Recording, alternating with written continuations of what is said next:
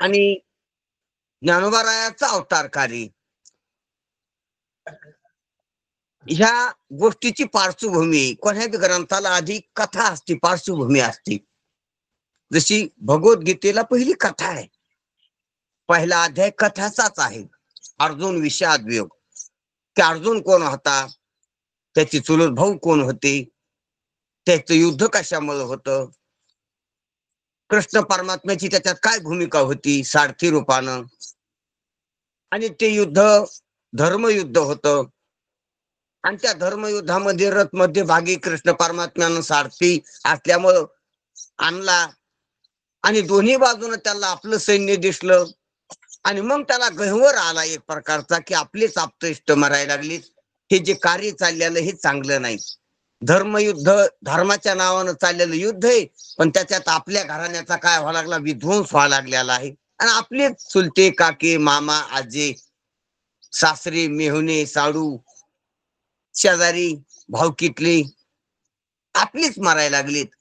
मग आपल्याला या युद्धामध्ये यश जरी आलं तरी आपल्यालाच अपयश आहे, आणि अपयश जरी आलं तरी आपल्यालाच अपयश आहे. याच्यात आपलं चांगलं नाही घराण्याचं. असा मोहानं त्याला विळखा घातला आणि युद्ध करायचं त्याच्या मनात राहिलं नाही. वीरश्री त्याची निघून गेली. त्याचं वीरत्व सुरत्व नरत्व जे होतं, पुरुषार्थपणा, युद्ध करण्याचं संधान त्याचं आणि युद्ध करण्याची त्याची धनुर्विद्या ती सर्व लोपली. वीरश्रीच गेली त्याची. आणि रडू लागला तो. घाम फुटला अंगाला, थरथरांग कापू लागलं. गांधीव नावाचा धनुष्यबाण त्याच्या हातातून गळून गेला खाली. आणि तो अर्जुनाला हात जोडून म्हणतो की मला नको हे युद्ध करायचं, तुम्ही रथ मागे घ्या, किंवा मला नको, मला उतरून जाऊ द्या इथून पळून. याच्यापेक्षा हे युद्ध केल्यापेक्षा संन्यास घेऊन भिक्षा मागून खाल्लेलं बरं. लंगोटी लावून देवाचं नाव घेत भक्ती करीत फिरलेलं फरक. हे काय कामाचं? पोट भरायला तर आपल्याला भीक कोणी वाढणार नाही का? हे भिकाऱ्याला का राज्यच आहे का, शेतच आहेत का, दुकान आहेत का, व्यापारी का, नौकरी आहेत? जगायचंच असलं तर कसं जगता येतं भीक मागून? वानरासारखं फळं खाऊन पाला खाऊन जगता येतं. मला नको हे युद्ध, मला नको ते राज्य. कारण राज्य मिळविण्यात ते काय सुखासुखी राज्य देत नाही. आणि युद्ध करून राज्य करून घेण्यामध्ये काही मजा नाही. अरे आपली असली तर धन कामाचे, आणि या धनात आपलीच चाललीत.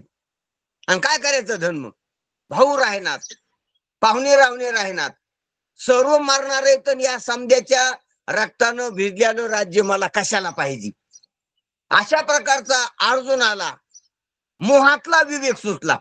सांगायला लागलो मी कशातला? मोहातला विवेक. तशीच आपण बी विचारीत, पण मोहातली विचारीत. आपण बी काही आपाप विचारच ना. आपण घर बांधलं ते बिगर विचारानं बांधलं का? शेत घेतली, दुकानं चाललीत, नोकऱ्या लागायल्यात, पोरं शिकायलीत, समजे काम हुशारीने चाललेत, काही अडा का चालली हुशारीने चाललीत. पण ती हुशारी मोहातली हुशारी आहे का कशी हुशारी?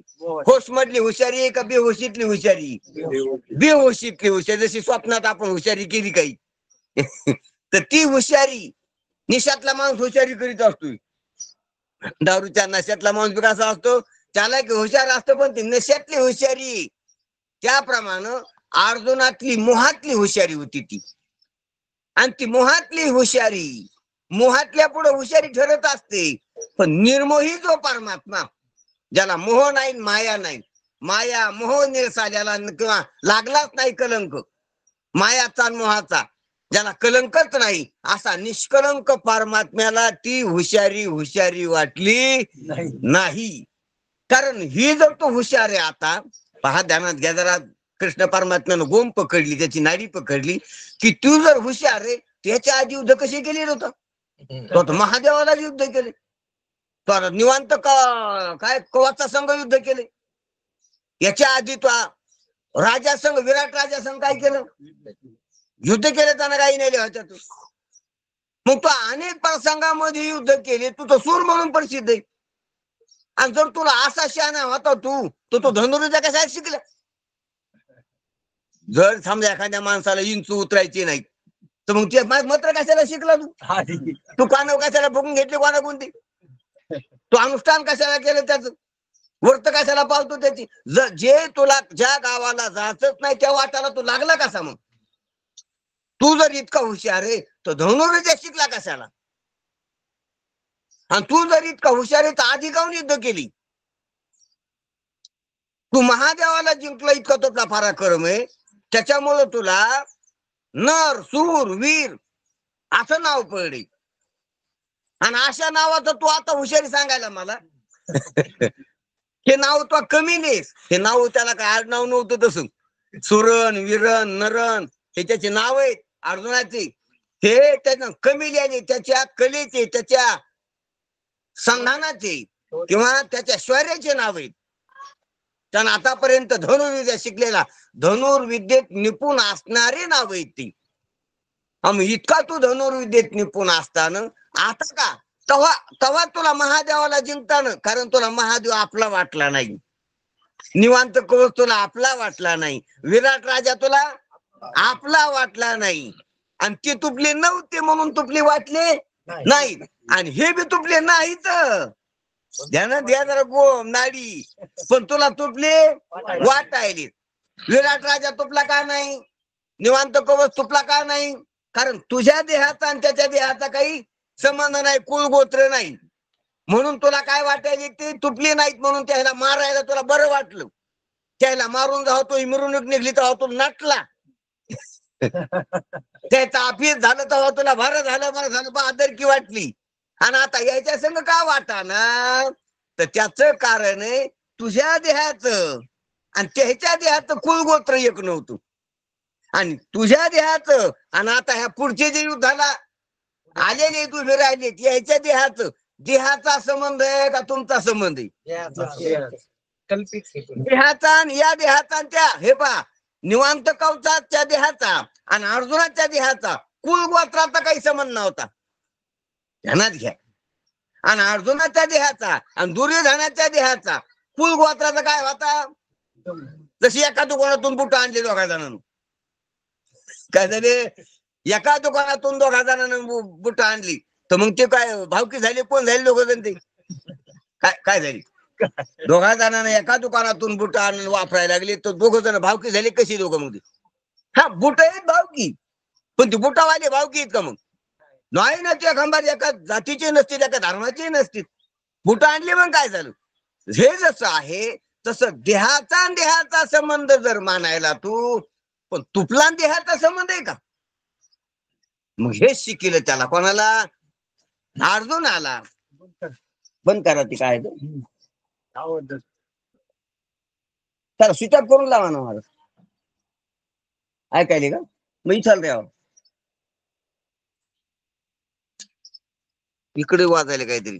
ह्या भानगडीले असते त्या सुविधा अडचणी बिघडतात. याला बंद करतो आपल्याला तरी. समोर ठेवा महाराज माईक. मोबाईल समोर ठेवा. मोबाईल थोडा समोर ठेवा. चेहरा काटायला लावा तुमचा. थोडा समोर घ्या. सरळ घ्या तुमचा मोबाईल. कटणार नाही महाराज. पुढे आपल्याच करतो का? हा थोडासा चेहरा कटतो. तुम्ही पुढे मागे पुढे हालता ना तेव्हा मग चेहरा कटून जातो. मग तुम्ही मागे सारखा थोडं. ठीक आहे. हा राहू द्या. मग अर्जुन नाचा देही आणि दुर्योधनाचा देही एका कुलगोत्रातले जरी असले तरी अर्जुनाचं चैतन्य, अर्जुना तू आणि तुझा देह याचा संबंध आहे का? देहाचा जरी संबंध दिसला तरी देहीचा संबंध नाही ना. देहीचा आणि देहाचा संबंध नाही, आणि हे तुला कळालं नाही. आणि देहाचा मोह तुला आहे, तुझ्या देहाचा आधी तुला आहे, आणि तुझ्या देहाच्या संबंधित असणारा जो दुसरा देहाच्या संबंधानं मोह आहे तो का वास्तविक संबंधाने? वास्तविक आहे. वास्तविकतेनं मोह नाही. वास्तविकतेनं मोहत नसतो. मोह असतो मायेमुळं. कशामुळं? मायेमुळं मोह असतो. आणि मायावी पदार्थ खरे नसतील. काय नसते? माया आणि मायावी पदार्थ खरे नसतील. पण हे मायेनं घेतल्यावर कळत नसते. काय माया आणि मायावी पदार्थ खरे नसतील. माया आणि मायावी पदार्थ आपले नसतील आणि आपण नसतो. हे गंज खरं असतंय, पण हे मायेनं घेरल्यावर कळत नसतंय. जस स्वप्नातल्या वस्तू आपल्या नसत्यात बर का. स्वप्नातली वस्तू आपण बी, स्वप्नातलं जो दे ती वस्तू आपण नसतो, आणि स्वप्नातले जे लेकर बाळे ते आपले नसते, ते असते मायावी, ते असते झोपेचे, ते असते झोपेचे, पण ते झोपेचे आहेत हे झोपीनं घेरल्यावर कळत नसतंय. ज्याला ज्याला झोपीनं घेरलेलं आहे त्याला हे कळत नसतंय. असतंय खरं, गोष्ट आहे खरी, पण ही खरी गोष्ट कळत नसती. बुद्धी बोलतीसच लेकिन सुनता कोण आहे. ही गोष्ट गण खरी आहे, परंतु ही गोष्ट तिथं कळत नसते. त्याप्रमाणे अर्जुनाला ती गोष्ट कळाली नाही, म्हणून ती गोष्ट सांगायसाठी दुसऱ्या अध्यायात सुरुवात केलेली, म्हणून दुसऱ्या अध्यायापासून गीतेला सुरुवात आहे. पहिला अध्याय गीतेची पार्श्वभूमी, गीता कशी निर्माण झाली, गीतेचा प्रसंग कसा आला गीता सांगण्याचा, ते सांगायसाठी पहिला अध्याय गीतेचा अर्जुन विषादू, अर्जुन कोण होता आणि त्याला विषाद कसा झाला हे सांगायसाठी पहिला अध्याय. तसं आजपर्यंत आपण चांगदेव 65चं चिंतन करताना चांगदेव कोण होते, ज्ञानदेव कोण होते, त्याचा संबंध कसा आला, ती पार्श्वभूमी काय आहे, चांगदेव रायाचा अधिकार कसा होता, चांगदेव योगी होते तर कोण्या प्रकारचे योगी होते, त्याची स्टेप कुठपर्यंत गेलेली होती, आणि ते कुठं गुंतले होते, आणि ते गुंतल्यामुळं त्याला जे खालीवर वाटलं, लहान मोठेपणा वाटला, त्याच्यामुळे त्यांनी कोरं पत्र दिलं, आणि कोऱ्या पत्राचा अर्थ, त्याच्या कोऱ्या पत्रातल्या भावना, त्याची स्थिती निवृत्ती दादाला कळाली, आणि निवृत्ती दादानं पत्र लिहिण्याची आज्ञा केली की त्याला निरोप देई. म्हणून निवृत्ती दादाच्या आज्ञेवरून ज्ञानोबरायानं ज्या 65 वव्या लिहिल्या, त्या 65 वव्याचं चिंतन आपण करायला लागलो. त्यालाच म्हणते चांगदेव 65. चांगदेवाला लिहिलेला 65 वव्याचा निरोप. असे साधू संतांच्या काळामध्ये तुकाराम महाराजांना सुद्धा असे पत्र लिहिलेली, काशी विश्वेश्वराला बी पत्र लिहिलेली, पुन्हा ते एक धरणेकरी आलता त्याला बी 14 अभंगाचं काय लिहिलेले पत्र लिहिलेली आहेत. असे अनेक प्रकारचे असे प्रकरण आहेत धरणेकऱ्याचे, किंवा अजून कोणतो गोसावी आलता त्याला नारायण प्रसाद द्यालता, किंवा अजून कोणी अनेक, किंवा 14 अभंग जे त्याचे प्रसिद्ध आहे, कोणाचे, तुकाराम महाराजाचे, ते नित्य पाठाचे, असंच एक प्रकरण आहे ती. त्याप्रमाणे साधू संताला अवतार कार्य करून अनेक प्रसंगातून तुम्हा आम्हाला बोध द्यायचा आहे. कारण उजळावया आलो वाटा आणि खरा खोटा निवाडा, हेच कार्य करायला झाली. हेचे आम्हा करणे काम आणि बीज वाढवावे नाम, हे कार्य द्यायचं. म्हणून कोणत्याही प्रसंगात ते प्रबोधन करतात. तर युद्ध करण्याचा प्रसंग काय बोध करायचा होता का, पण केला त्यांना द्या. तसंच आता चांगदेव महाराजाला पत्र लिहायचंय, प्रसंग पाहिजे. कोण्यात एखाद्या भांडणार माणसाला निमित्त पाहिजे. काय पाहिजे? निमित्त असले की भांडण सुरू लगे, आणि निमित्त नसलं तर निमित्त ते शोधून काढतात. कोरापती शोधून काढतात. लग्ना कार्यात बी भांडण करतात तशी माणसं. कुठं? फार लागणार सोपलं का तुमचं, आमचं नाव नाही त्याच्यात. कशात? तुमच्या पत्रिकेत भावकी काय काय म्हणजे आमचं नाव नाही. कोणी म्हणत असतं आम्हाला मूळ पत्रिका, आम्हाला फोन पण. म्हणजे तिथं काय होत असतं ते त्याच्यात रोसाफुग्या निमित्त काढून भांडणं तयार होत असतात. एक असे प्रसंग सांगत येत की एक बाई अशी भांडणारी नव्हती, म्हणून तिच्या कोणी नादी लागत नव्हतं, पण तिला कोणी मग भांडणाचं निमित्तच सापडणं, कोणी नादी लागा ना, कोणी काही म्हणलं की तिथंच हो म्हणत होते, कोणी बोलत नव्हतं, कोणी तिच्या घरी जात बी नव्हतं, आणि ती कोणाच्या घरी गेली की बाकीची अशी चिप बसत होती खाली माना घालून, ती जाऊस तर विषय बंद करीत होती. आता असं म्हणल्यावर तिला भांडणालाच निमित्त सापडा ना, तर मग ती एक जणीच्या शेजारीची गेली आणि म्हणली मला विस्तू दी. आता ती म्हणे विस्तू हे काय, घे तुपल्या हातानं. नाही म्हणे तुपल्या हाताने दे, तुपल्या तुरीतला तुपल्या. मग ती म्हणतो काय आणलं द्यायला न्यायला, न्यायला काय नाही, हे पदरात टाक. तिने काय केला, लुगड्याचा पदरात टाक म्हणली. बरं आता नाही टाका तो भांड आणि टाका तर मग सोपं आहे का? काढलं का नाही निमित्तीनं शोधून. तिला जी इतक्या दिवसाचा स्टॉक होता भांडणाचा तिचा कोणी भेटलं नव्हतं तर ती तिच्यावर रिचवली टाली रिचेली आणि मुरमाची. आणि मग काय झालं झालं भांडण सोडून. हे जसं आपण पाहा लागलो त्याप्रमाणे निमित्त पाहिजे. जसं भांडणाराला बोलणाराला त्याप्रमाणे साधू संताला उपदेश करायला बी निमित्त लागत. ये न ते न प्रकारानं अनेक निमित्तानं काय काय काय करायचं त्याला उपदेश करायचा. तर हे तो मोठं निमित्त सापडे आणि ते तो अधिकारी घर सापड चांगदेव महाराजाचं. म्हणून चांगदेव महाराजाला पत्र लिहिण्याच्या रूपानं ज्ञानोबा रायानं सुरुवात केलेली स्वती श्री वटेशू. स्वस्ती श्री हे त्याला अभय देणे. कारण साधक जो असतो संसाराला घाबरून संसाराच्या दुःखाला भिवून संताकडे आलेला असतो किंवा देवाकडे आलेला असतो. किती वेळा जन्मा यावी किती व्हावे फजित म्हणून या जीव भ्याला. हे जे परमार्थ करायचं सुखासुखी नाही. दुःखाची जाणीव झाल्यावर किंवा मरणाची भीती वाटल्यावरच परमार्थाला लागत असतो. आणि असे जे मोघम परमार्थाला लागले ते टिकत नसतील. परमार्थ करायचा का? दुःख आहे जीवनात आणि दुःखाला व्यवहारात उपाय नाही. इतकं ज्याला कळालं वर्म तो परमार्थ करीत असतो आणि त्याचा परमार्थ खरा असतो. उगे हे करायचं म्हणून ते करायचं, यायला माल घातली म्हणून मी घातली, हे पोथी चालले म्हणून मी चाललो, असं जे मोघम परमार्थ करणं असतंय ते काही दिवस करीत असते नादावादी. नादावादीचा परमार्थ वेगळा आणि गरजेचा परमार्थ वेगळा. गरजेचा गरजवंत जो परमार्थ करणार आहे तो टिकत असतो. तो मग सोयी पाहत नसतो की गार पाणी का गरम पाणी, इथं सकाळचा नाश्त्याला काय दुपारा काय, झोपायला गादे आहेत का उशी आहेत, साप नाहीत का नाही आंघोळीला. सोयीनं नाही तो सोयी मला परमार्थ करीत नाही. आणि आजकाल जे सप्ते झालीत ना सोयीची येतो त्या सोयीमुळे लोक वाढतील. जसे शिवाजी महाराजांना संत जीव घातली होती मग ते सोय असल्यामुळे भले जास्त मालकरी झाली होती. कोणी बी काय सोपं आहे, माल 5 रुपयाची घालायची, 2 रुपयाची पुडी आणली मुक्याची की 2-3 महिने जाती.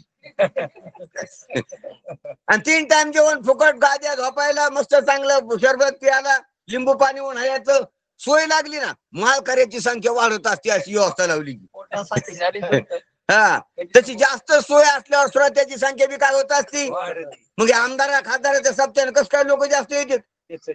म्हणजे लय त्याला संसारात विरक्त झाले, संसार तापलो मी देवा आणि आता आमदाराच्या सप्त्यात जातोच असं थोडंच आहे. तिथं काय असती सोय असती, खायची प्यायची राहायची, गाद्यान शरबदन चहान, बिड्या कोणाला बिड्या पाहिजे असल्या तर सिगरेट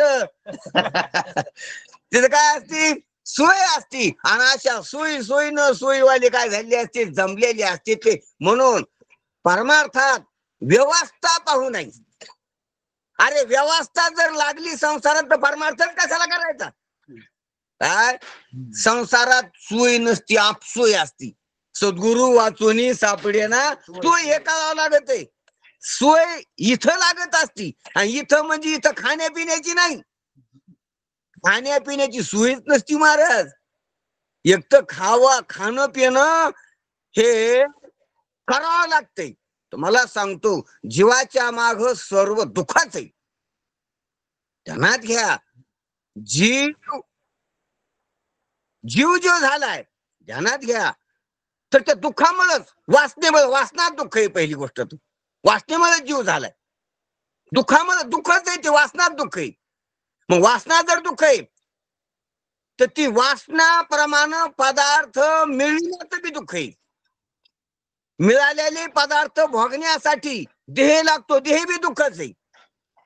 ध्यानात घ्या, देह टिकवायसाठी घर लागतंय, घर बी दुःखच आहे, सांभाळावं लागतंय घर. उंदर होते त्याच्यात, ढेकणं होते त्याच्यात, डास होते त्याच्यात, चोर येते त्याच्यात.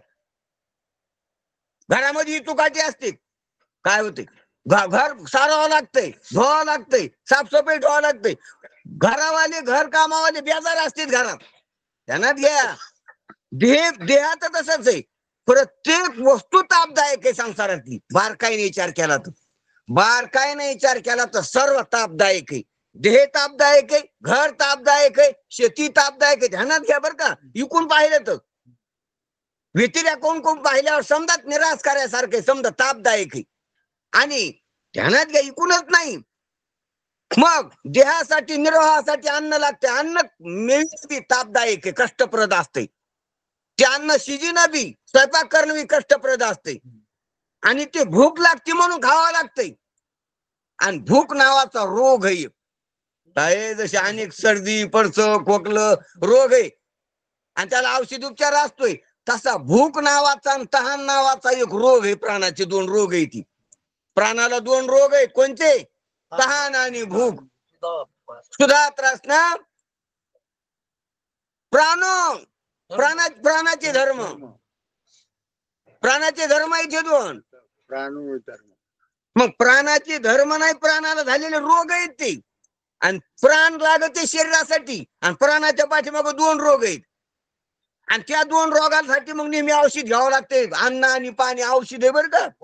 काय त्या टमाट्याला घेतल्या तर ते खवलत नाहीत काय. मग अन्न पाणी औषध आहे त्या रोगावर.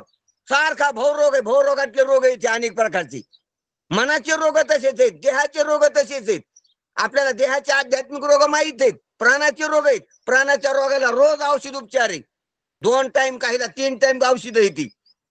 काय तरुणपणात 3 टाइम, बालपणात 2 टाइम आणि म्हातारपणी कमीत कमी 2 टाइम, 1 टाइम तरी हे औषध घेतल्याशिवाय हे रोग बरा राहत नाही. म्हणून खावा लागत. हे बी एक भानगडीचं औषधच आहे आणि ते रोगामुळं. म्हणून तहान भूक सुद्धा दुःख आहे. ध्यानात घ्या. इतकंच नाही, शरीराचे अनेक रोग देखील दुःख आहेत. म्हणून या सर्वातून आपल्याला व्यवस्था लावून कशी बशी, व्यवस्था लागत नसती संसारात, जशी तशी ऍडजस्ट करून. ध्यानात घ्या, ऍडजस्ट करायचं. आपण ऍडजस्ट करतो का हे चांगले. आता बसावं लागतं घंटाभर, तर ऍडजस्ट करावं लागतं. असं करून पाय लांबून थोडं पांजा असं करून बोट आणून काय करावं लागतंय. हे पा बसणं पण दुःख आहे, चलणं पण दुःख आहे. बरोबर आहे का. बसल्यावर चलणं बरं वाटतंय, नाही तर बसल्यावर उभा राहणं बरं वाटतंय. उभा राहणं दुःख आहे का. पहा उभा राहून घंटाच बरं. उभा राहून बरं आहे का बसून बरं आहे. बरं चलून बरं आहे. बरं झोपून बरं असेल ना. नाही, झोपून बी अंग ताठत. कोणतं अरे देह घेणंच बरं नाही. काय नाही, देह घेणंच बरं नाही. देह घेणं म्हणजे भारा तुमच्या डोक्यावर उठून द्यायसारखा आहे. देह का साधा आहे का. देह हारा मासाची मुळी भार आहे तो. मग भारा ज्याच्या डोक्यावर द्याला ना, शेतातून मोठा सरपणाचा 50-60 किलोचा, तर डोक्यावर द्याला की त्याचा मान काय येते, गोलू देते. मग तो खांद्यावर घेतो. खांद्यावर वाटल्या जरा बरं लागत त्याला. बरं पण कोहरक बरं 5 तास चालूच तर पुन्हा तो खांदा गळून येतो. मग त्याला तिकाडा खांदा गळून आल्या तिकाडा खांदा एक असतो. मी काड्या खांद्यावर घेतो. मग पुन्हा काय वाटतं, तसं आपल्याला बसल्यावर बरं वाटतंय. आणि बसल्यावर पुन्हा गळून आले की उभा राहिले की पुन्हा बरं वाटतंय. उभा राहून बरं आहे का, पुन्हा चालल्यानं बरं वाटतंय. मग झोपल्यात फक्त भारा बदली येतो. तो भारा टाकून का द्यायचा हे पहा कॅप्याला. तो भाऱ्याचे आपण काय करायलो, तसा देह घेऊन सुखत नसतंय. बसण्यास सुख का, झोपण्यास सुख का, चालण्यास सुख का, उभा राहण्यास सुख. सांगा. यात सुख नाही, त्यात सुख नाही, पण हे कळत नाही. याच्यातच सुख वाटतं तरी बी सुख नाही. कुठे आल्या संसारी पण हे कळालं पाहिजे. म्हणून हे कळत असतंय संतांच्या संगतीत. आणि मग संसारात सुख नसतंय. संसारात ऍडजस्ट करायची, ऍडजस्ट करून पारमार्थ करायचा. ऍडजस्ट करून पारमार्थ, यानं हौशी करून पारमार्थ करायचा का संसारात ऍडजस्ट करून पारमार्थ करायचा. ऍडजस्ट करायची. संसारात सुख होत नसतंय. संसारात ऍडजस्ट करा आणि ह्या क्षणिक सुखाचा उपयोग करून निरातिशय जे अनादि अनंत सुख आहे त्याला प्राप्त व्हासाठी परमार्थ करायचा असतो. आणि हे तंत्र चांग देवाला कळालं म्हणून चांग देवानं योगाचा उपयोग केला, भोगाचा उपयोग नाही केला. कशाचा उपयोग केला. म्हणून जगात काही भोगी, काही त्यागी आणि काही योगी. त्यापैकी चांगदेवराय एक योगी होती. योगी होणं साधं नाही, त्याला नियमित पहा नेम पाळावे जरी मनशीन योगी व्हावी. रात्री निद्रा परिमिती घ्यावी, भोजनातही मिती असावी, शब्द व लग्ना बहुन करावी, परिमित जावे, जरी म्हणशील योगी व्हावी. योगी जर व्हायचं असलं तर युक्त आहार विहार, नेम इंद्रियाशी सार, नसावी बासर, निद्रा बहु भाषण. काल सारावा चिंतने, एकांतवासी गंगा स्नाने, देवाच्या पूजेने प्रदक्षिणा शिव करायचं. कुठं बी उभा राहायचं नाही, कोणापाशी बोलायचं नाही, त्या वाट्यावर गप्पा करा. म्हणून नियम पाळावे लागतील. नियम म्हणले की नियमाचं आपलं वाकडे. कसं आपल्याला कसं पाहिजे सायराट, आवा सवा वागावं वाटतंय. आवा सवा वागून परमार्थ होत नसतो. म्हणून नियम चांगल्यावर राहिलं, नियम पाहिजे आपल्या जीवनामध्ये. नियम उठण्याचा नियम पाहिजे, सकाळी आंघोळीचा नियम पाहिजे, संडासला जायचा एक काय पाहिजे, एक वेळ काढून ठेवलेली पाहिजे. नाही तर कोणाला काही केलं तर विस्कळीत होत ना. हे तंत्र यंत्र आहे नाही. यंत्राला जसं नियमित मोटरसायकलला जेव्हा पाहिजे तेव्हा आहे, जेव्हा पाहिजे तेव्हा सर्व्हिसिंग, जेव्हा पाहिजे तेव्हा ते जसं व्यवस्थित जर ठेवलं तर ती चांगली टिकती. आणि कवा बी काही कशी ढोपटेली तर मग काय होत असतं, पंक्चर झाली, काय व्हायला लागलं, जाऊ द्या काढू उद्या पंक्चर, आज काम ऐकले वापरा, नाही जमत. म्हणजे तिला जसं पाहिजे तसं जर वापरलं, तसं हे शरीर आहे. आपल्याकडे एक मोठी जबाबदारी आहे, ध्यानात घ्या. ज्याच्याकडे मोटरसायकल आहे त्याला जबाबदारी त्याला वापरण्याची. तसं आपण नरदेहाला आलो तर नरदेह व्यवस्थित राहायला पाहिजे. त्याचं आरोग्य, त्याचं आयुष्य, त्याची शक्ती, त्याच्यातली बुद्धी, त्याच्यातले इंद्रिय, त्याच्यातले प्राण, त्याच्यातलं आरोग्य व्यवस्थित राहिलं पाहिजे. ह्या सर्व यंत्रांचं आरोग्य सांभाळण्याचं काम आहे आपल्याकडे, जिम्मेदारी. म्हणून त्याप्रमाणे आपण खावा, त्याप्रमाणे आपण प्यावा, त्याप्रमाणे झोपावा, त्याप्रमाणे विश्रांती घ्यावा. कशाला बी महत्व देऊ नाही. जास्त एखाद्या वस्तूला महत्व दिलं की शरीराची अवस्था बिघडत असते. एखाद्यानं पैशाला महत्व दिलं की तो आराम करीत नाही, झोप घेत नाही, खात नाही.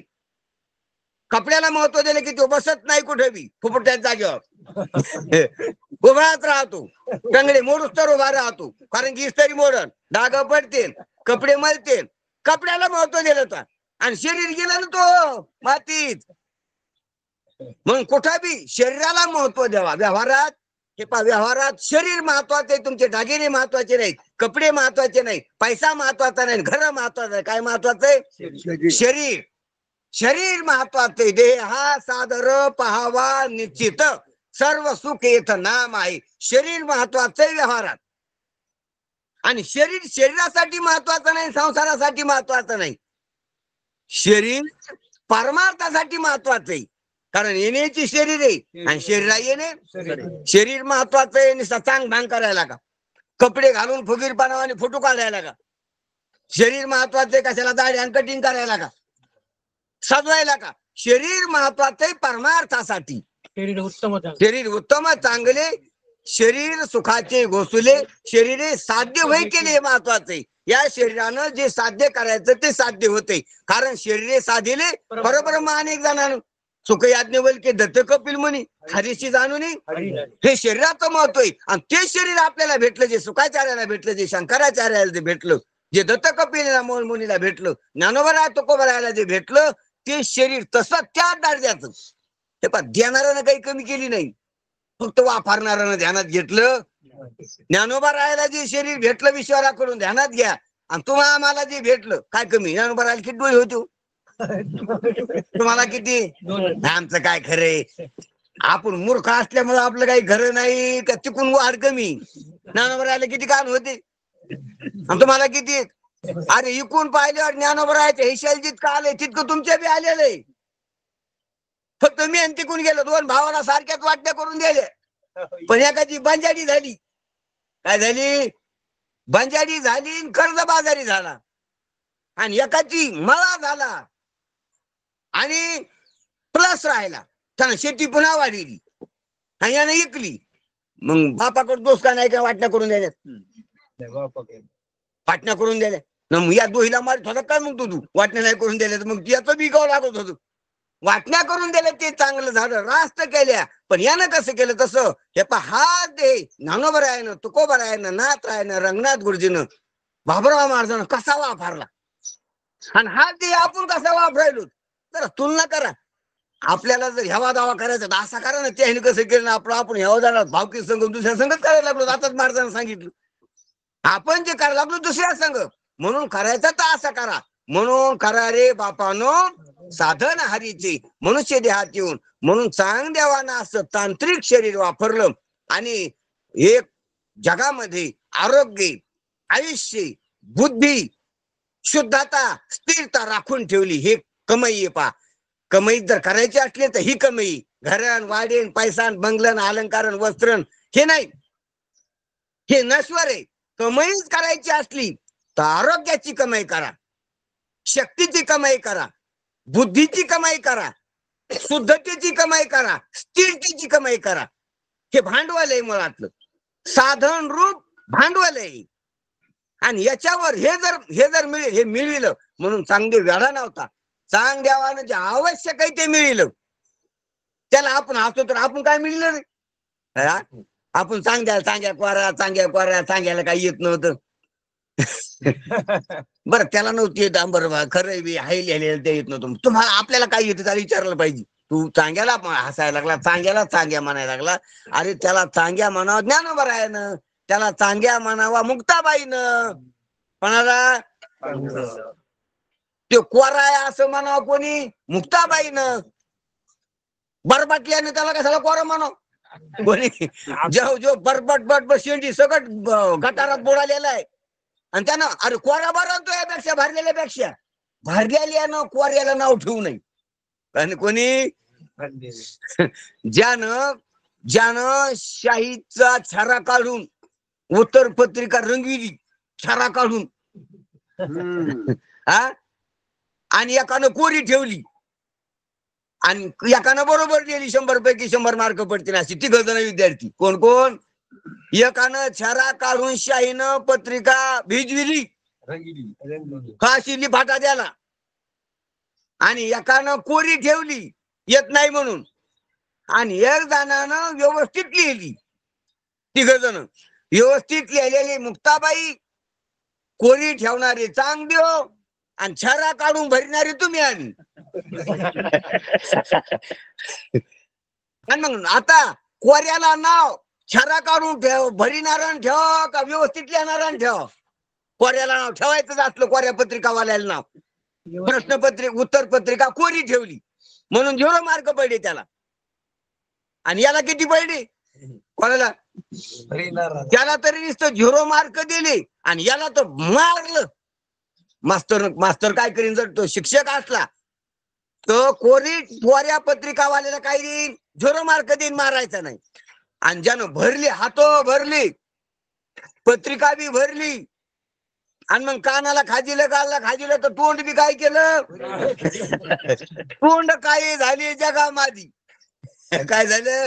असा जो झाला तो किती भरला तो तर 0 मार्क तो देऊन पुन्हा मारायसारखा आहे. काय 0 मार्क देऊन मारायसारखा आहे, मार खाण्यासारखा आहे. आणि ह्यो नुसता कोरा ठेवणारा नुसता 0 मार्क देण्यासारखा आहे आणि याला शबासकी देण्यासारखा आहे, ज्याने व्यवस्थित दिली त्याला. म्हणून शबासकी निवडची दादा कोण आणि ज्ञानोबराय कोण? शबासकी कोणाला? मुक्ताबाईला. 0 मार्क कोणाला? चांग देवायला. आणि आपल्याला 0 मार्क देऊन टपू, शाळाच्या बाहेर काढून देणार आपल्याला. हे कसं आहे? आणि हे शाळाच्या बाहेर काढून द्यासारखे आपण, आणि आपण नाव ठेवतो चांग देवाला. म्हणजे काय आहे का नाही? बोलतो इथं पाणी आढ्याला गेल्यासारखं. म्हणून आपण त्याला नाव ठेवू नाही. म्हणून आपण आपली तपासावा आधी. तो आपली शुद्धी करी म्हणून आपली आपण पत्रिका तपासावा. आपण काय केली?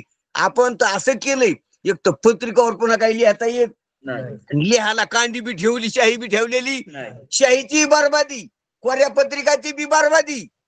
नाही शाळा ठेवण्यासारखंच नाही झालं, हकलपट्टी झाली. अगं आयशा ज्ञानाच्या ठाई जयाच्या चित्ताचा नाही, त्याची जयाली काही वरी मरण भले मरण चांग. अशा प्रकारानं जसं माऊलीनं म्हणा त्याप्रमाणे आपली अशी गत होते. म्हणून आपण आपली शुद्धी पावा. आणि चांगदेवराय कोरे होते महाराज, कोरे होते इतकंच नाही तर त्याने योग विद्या निपुण होऊन ध्यानात घ्या, विश्वरत्वाच्या जवळ गेलते. ती ध्यानात घ्या. साधना योगी म्हणजे जगातला विश्वर असल्यासारखं आहे. प्रतिविश्वर, जगातलं विश्वारासारखं सर्व जगातल्या सर्व जीवामध्ये योगी श्रेष्ठ आहे. पहा, इतर जे काही कीटक पतंग आहेत, कीटकापेक्षा पक्षी चांगली, पक्ष्यापेक्षा पशु चांगली, पशुपेक्षा मानव चांगली, मानवातली पामर बी चांगली, पामरापेक्षा विषयी चांगली, विषयीपेक्षा मुमुक्षु चांगली, मुमुक्षु कर्माठापेक्षा उपासक चांगली, उपासापेक्षा योगी चांगली. योग्या इतकं चांगलं जीवत्वात कोणीच नाही. इंद्र बी चांगला नाही, इंद्र कर्मठ आहे. कर्म करून कर्माच्या पुण्याचे फळ भोगत असतो तो इंद्र. ध्यानात घ्या, वैकुंठाला गेलेले उपासक आहेत, वैकुंठाला गेल्यापेक्षा बी योगी श्रेष्ठ आहे. नाही जीव कोटीत योग्या एवढा श्रेष्ठ कोणीच नाही. म्हणून ज्ञानोबरायानं अमृतानुभवामध्ये योग्याला चंद्राची उपमा दिलेली. कोणाची? अष्टांग योगी. अष्टांग योगी चंद्र, तो झाला ए मार्गी देहाचा चांदू. तुकाराम महाराज ज्ञानोबराय म्हणतात चंद्रासारखा आहे. जसा संध्याकाळी सर्व ताऱ्यामध्ये, चांदण्यामध्ये, सर्व रात्रीच्या मंडळामध्ये चंद्र शोभनीय असतो. मग इंचवाच्या चांदण्या बारीक असतात, लुकलुकतात, त्याच्यापेक्षा बाजाच्या चांगल्या असतात, तिकांड चांगलं असते, शुक्राची चांदणी मोठी असते, ध्रुव चांदणी एक आढळ म्हणून तिकडे दिसते उत्तरेला. पण या समध्यामध्ये शोभतो तो चंद्र. चंद्रा इतकं निर्मळ, चंद्रा इतकं थोर पण कोणीच नाही. ज्या दिवशी चंद्र नाही त्या दिवशी बाकी त्याची शोभा. आमुष्याच्या रात्री टिकांड, इंचू, खटलं, शुक्राची चांदणी, ध्रुव, अरुंधती हे नक्षत्र हे सोबत असते. कोण दिवशी? आमुषीच्या दिवशी ढग असल्यावर. त्याचे जरा कंडिशन लागत त्याला. कोणाला? त्याला चंद्र नसावा लागतो, ढग नसावं लागते. ह्या कंडिशन मध्ये असल्यावर ते एअर कंडिशन मध्ये मस्त दिसते. मग ती अरे चंद्र आमुष्यात नसती त्या दिवशी. चंद्र असल्यावर, चंद्र आमुष्यात दिवशी येत, म्हणजे आमुष्या असल्यास येत नाही का? नाही आमुष्या येत नाही. तो असल्यावर काय येत नाही? आमुष्या येत नसती त्या दिवशी. ज्या दिवशी तो पूर्ण रूपाने राहील त्या दिवशीच पौर्णिमा. आणि त्या दिवशी बाकीच्याला शोभा नाही बाकीच्याची. त्या दिवशी ढग जरी असले तर ढगातून बी तो दिसतो. इतकं तेज आहे कोणाचं? चंद्राचं. फक्त तो सूर्यापुढे फिका पडतो. कोण? चंद्राचं फक्त सूर्यापुढे चलत नाही. सूर्य तिकून निघला की त्याला गुंडावं लागतं. आपलं समजा बाहेर दिसताना हातरून पांघरून समजा गुंडावून ठेवावं लागतं. कोणाला? चंद्राला. तसं योगी सर्वात नटतोय, सर्वात सोबत सर्व लोकात. योग्या पुढं इंद्राची शोभा नाही, ब्रह्मदेवाची शोभा नाही, योग्या पुढं श्रीमंताची शोभा नाही, राजाची शोभा नाही, योग्या पुढं कर्माठाची, उपासकाची शोभा नाही, योग्या पुढं पैशावाल्याची शोभा नाही, श्रीमंताची नाही, रूपावाल्याची नाही, गुणावाल्याची नाही. योग्या पुढं इतका योगी मोठा आहे. फक्त ज्ञानी जर आला, ज्ञानोबराय ज्ञानीच होते ना, म्हणून ज्ञान्यापुढं तो फिक्का पडतो. कारण याचं जे सर्व भांडवल असतंय ते असतं योगी, ते असतं लौकिकातलं. आणि लौकिकातलं भांडवल ज्ञानापुढं फिकं पडते, बोधापुढं फिकं पडते. म्हणून एवढे मोठे चांगदेवराय सर्व जगात श्रेष्ठ ठरलेली, म्हणून त्या चांगदेवरायाला योगीराज म्हणत होती. ध्यानात घ्या, अशा साधू पुरुषाच्या काही कोट्या असतात. जशी महाराजांना काल आमची चर्चा झाली की 1008, 108 म्हणजे त्याचं श्रेष्ठत्व इतकं असतं की उद्धटवाणी त्याचं नाव घेऊ नये. पण याचं माणूस नाईक म्हणतो की एखादा मोठा माणूस असला त्याचं नाव घ्यायला काय लागत असते? 1 घंटा लागतो म्हणते. त्याचं नाव घ्यायला घंटा लागतो. एखादा मोठा श्रेष्ठ असला व्यवहारातला, पदावर किंवा प्रतिष्ठित किंवा चांगल्या वैभवात, तर त्याचं नाव उद्धटवाणी एकेरी नावाने घेऊ नये. एखाद्याचं नाव धोंडीराम आहे, त्याला धोंड्या म्हणत नसते, त्याला धोंडी भाऊ म्हणाव, धोंडीराम म्हणाव, काय म्हणतात असते त्याला आवाजाव घालून बोलते. हे जसं व्यवहारात आहे. कारण मुलाचं नाव एकेरी घ्या. जेव्हा मुलगा होता तेव्हा काय म्हणतो त्याला धोंड्या जेवला का, धोंड्याची आंघोळ झाली का, धोंड्या बाहेर गेला का, धोंड्या दिसाना. आणि तोच जर मग असाच झाला काय आश्चर्यानं गाबू झाला की मग त्याला धोंड्या नाहीत म्हणे. धोंडू कुठे? धोंडू गेला का? आणि तो जर पण लग्न झाले की धोंडीराम, धोंडीबा, धोंडी बाबा असे काय पडते त्याचे. त्याच्या जसा जसं त्याचं वैभव वाढत जाईल तस तसं त्याच्या नावाला आदरवाचकता येत असते, श्रेष्ठत्व येत असते त्याच्या नावाला. हे जसं आपण व्यवहारात पाहतो त्याप्रमाणे परमार्थात सुद्धा जशी जशी स्थिती वाढत असते व्यवहार साधू पुरुषाची, ह्या साधकाची, तस तशी त्याच्या नावामध्ये काय येत असती, श्रेष्ठता येत असती. तर 108 म्हणजे ध्यानात घ्या, जसं प्रत्येकाच्या नावाच्या माग श्री लावित असते. श्री हे वैभव दर्शक आहे. काय आहे? वैभव दर्शक नाव आहे श्री. श्री म्हणून त्याचं नाव लिहिते पुढून. आता काही काहीला डबल श्री, जसं श्री श्री रविशंकर एक नाव आहे. आता सिंगल श्री नाही, डबल श्री, डबल वैभव आहे त्याच्याकडे. जसं काय श्री श्री रविशंकर, द्वंदा श्री म्हटली. आणि तसं काही काही परीक्षेत निपुण झाले, काही काही याच्या वैभव त्याचं वाहड साधू पुरुषाचा आखाड्याचा असतं त्याचं संन्याशामध्ये, तर त्याला 108 बाऱ्या श्री श्री श्री श्री श्री श्री असं म्हणून मग त्याचं नाव घ्यावं असा प्रघात आहे. किती बाऱ्या? 108 काय? श्री श्री 108 आणि मग त्याचं नाव घ्यावं.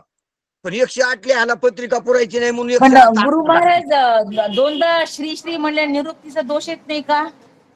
हा, डबल डबल म्हटल्यामुळे निरुक्तीचा दोष येतो का म्हटलं? कशाचा? निरुक्ती दोष येतो का? निरुक्ती नाही नाही, दुरुक्ती नाही. त्याचा आदरवाचक आहे म्हणजे तितक्या पटीनं त्याच्याकडे वैभव आहे. असो त्याची साधना, त्याचं वैभव, त्याचा त्याग, त्याचं जे काही चांगुलपण आहे तितक्या प्रकारचं आहे पारमार्थिक दृष्टीनं. म्हणून त्याला तसं श्रेष्ठानं त्याची डिग्री दिलेली असती. म्हणून श्री श्री 108 बाऱ्या नाही नाही, काहीच इतकं असतं की 1008 बाऱ्या श्री श्री श्री श्री श्री श्री म्हणून इतकं वैभव आहे त्याच्याकडे, इतके श्रेष्ठ आहे, मोठे इतके, आणि मग त्याचं नाव घ्यावा असा त्याचा अर्थ आहे. असो आपला तो विषय नाही, पण चालता चालता निघाला. म्हणून हे तसे योगी राज होते. त्याच्यातले योगी राज, चक्रवर्ती राजा योग्यातली, योग्याचे राजे, योग्या श्रेष्ठ गणलेले असे चांगदेव महाराज. आणि अशा चांगदेव महाराजाला उपदेश करणारे ज्ञानोबाराय. पहा, ज्ञानोबाराया पुढंच ते झुकू शकत होते, दुसऱ्या पुढं झुकू शकत नव्हते. म्हणून ध्यानात घ्या, साधकानं जास्त मोठं होऊ नये. साधक जर मोठा झाला तर सामान्याकून त्याला उपदेश होत नसतोय. सामान्य दर्जाचा मुक्त पुरुष असला तरी बी त्याच्याकडून त्याला उपदेश होत नाही, कारण ते मानितच नाही त्याला.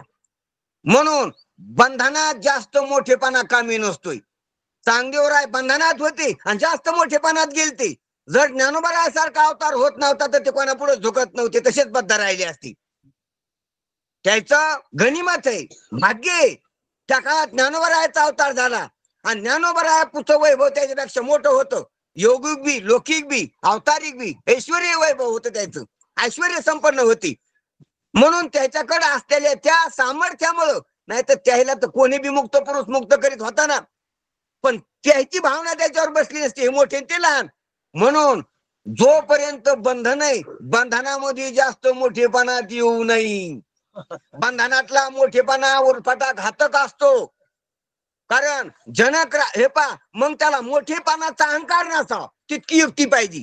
जनक राजा बंधनात होता आणि राजवैभवात होते, तरी अष्टवक्र एक सामान्य कुटुंबातला मुलगा गरिबीतला आणि 8 जागेवर वाकडा, ना शरीर चांगले नाही, ना परिस्थिती चांगली नाही, ना मान्यता नाही त्याला, गरिबी घराण्यातला सेवकाचा मुलगा एक आहे.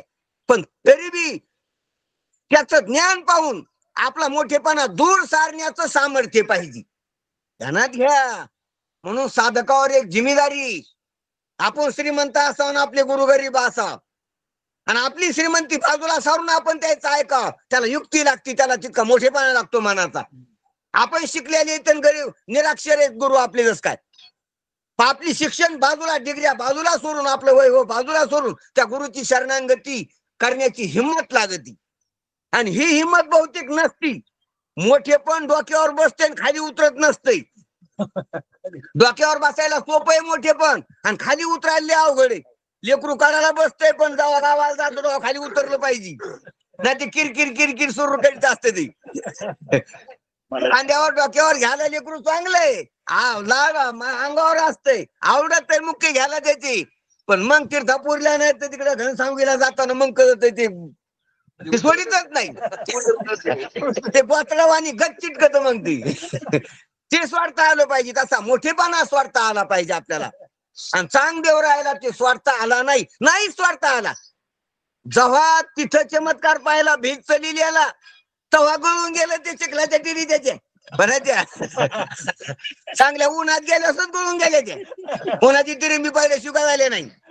चांगदेव महाराजाच्या चिखलाच्या टिरी इतकं कोण बी त्याचं श्रेष्ठत्व ऐकून कीर्ती ऐकून बी घालायला कुठं घालायला असत्यात तर नमस्कार लिहायला असता पत्रात आणि पत्र विनंतीचं लिहिलं असतं. घालायला नाही त्या शिष्यापाशी देऊन बी ती शिष्य वापस येऊन बी आणि ती पत्रिका वाचून बी घालायला नाही. पत्रिकाचा अर्थ कळला नाही पण कळू आपण जाऊ त्याच्या भेटीला. आणि भेटीला गेले तर मग 7,000 पाशिंग लावून कशाला जायचं इतके कोणच हालट लावून खरं आहे का नाही कोण देतील का नाही पोरगे काही खरंच नाही. इकूनच हालट लावून पाशिंग करून गेले आधीच. वागिष्णा नाही सुपारी फुटलेली नाही देऊ म्हणले होते फक्त. आणि इकून कसे गेले वाघावर गेले. नागाचा आता चाबूक नव्हते का घोडी नव्हते का. जर वाघ याच्याकडे होता तर घोडी नव्हते का. बरं घोडी नव्हते तर पाय नव्हते का.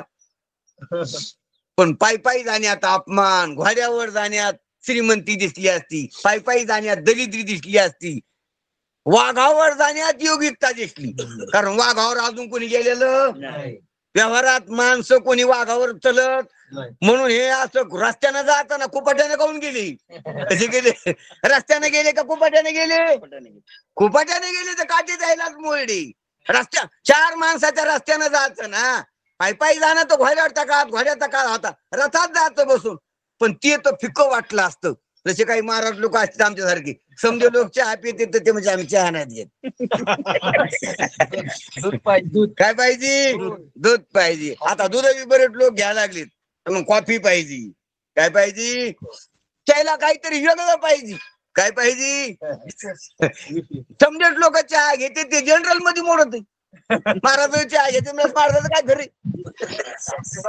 पण महाराज कॉफी किंवा चहा दूध घेत असते तर मग उमटून बोलवतो घ्या यायला चहा करा महाराजाला काय करा दूध करा. म्हणजे असं उमटून पडायसाठी. तसं चांगदेव महाराजानं काय केलं. चांगदेव महाराज घोड्यावर गेले नाही पायी असून पायी गेले. कशावर गेले वाघावर गेले. आणि चाबूक नव्हती काय कोण त्या काळात बरेच चाबूक होते पण चाबूक नाही घेतला.